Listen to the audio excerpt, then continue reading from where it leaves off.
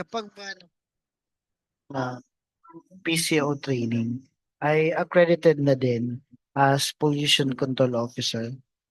Ang sagot doon ay hindi pa. Ang appointment or designation ng isang Pollution Control Officer, nauuna ito bago ang isang appointed PCO ay umattend ng training.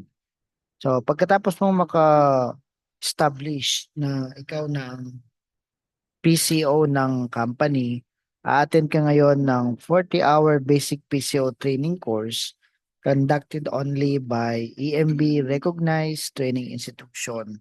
So kapag natapos mo yung 40 hours, kadalasan 5 araw, bibigyan ka niyan ng certificate of completion or certificate of participation. The certificate of PCO training is just a qualification as PCO. Pagkatapos mo ngayon maka-complete ng basic PCO training course, mag-a-apply ka ngayon ng accreditation sa EMB Regional Office. Yung certificate of PCO training ay gagamitin mo sa pag-apply ng accreditation online via pco.emb.gov.ph.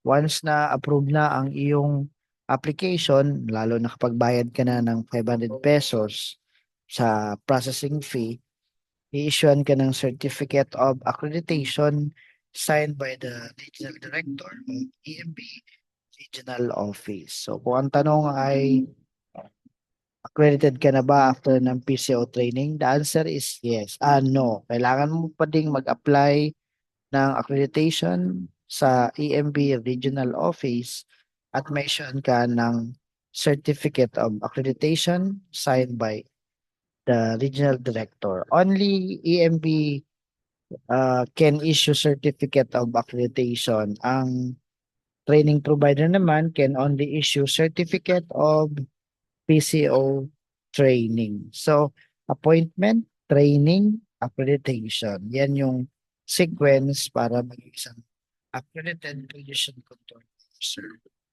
ATA, appointment, training, and accreditation. I hope you have learned something today. Thank you very much and God bless us all.